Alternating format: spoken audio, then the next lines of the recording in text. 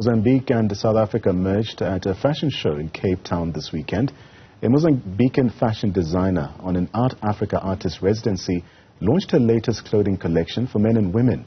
Her models, including singers, artists and even taxi drivers that she met while living in Cape Town. My colleague Yazeed Kamaldien has this report. Earthy colors, handcrafted wooden jewelry and barefoot models took to the makeshift runway at the Dennis Goldberg House of Hope in Hout Bay.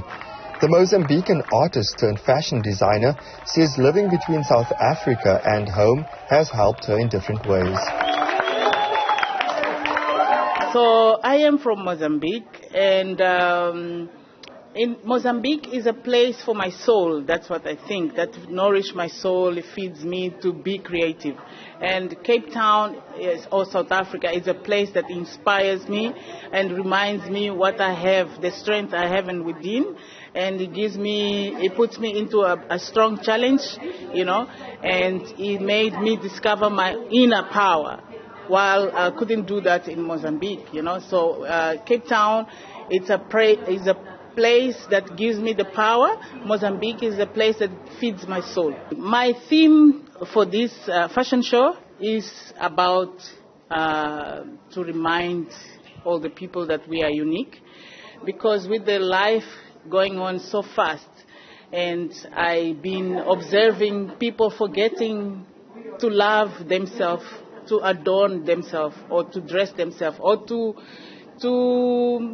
give attention to themselves, So I'm here to remind them that we are all unique, and then you have your different beauty. Among the models were artist friends of the fashion designer, including a well-known South African singer. I have had a long-standing relationship with Yazeed Kamaldien, in that we are friends first and foremost, but she has also very much designed things that I have worn over the years, and I'm just a really huge fan of her work. And so when she told me that she was going to be in Cape Town and she would be doing this fashion walk, and she was inviting her people that she loves to be a part of it, I thought that's a really interesting thing. It's a really interesting idea. So I've come to be a model. For me, it's such a wonderful thing to be marrying different cultures, and this idea of Yazeed of really bridging cross borders, from Maputo to Cape Town, and for me that has been always a central part of her work, and certainly of her aesthetic as well.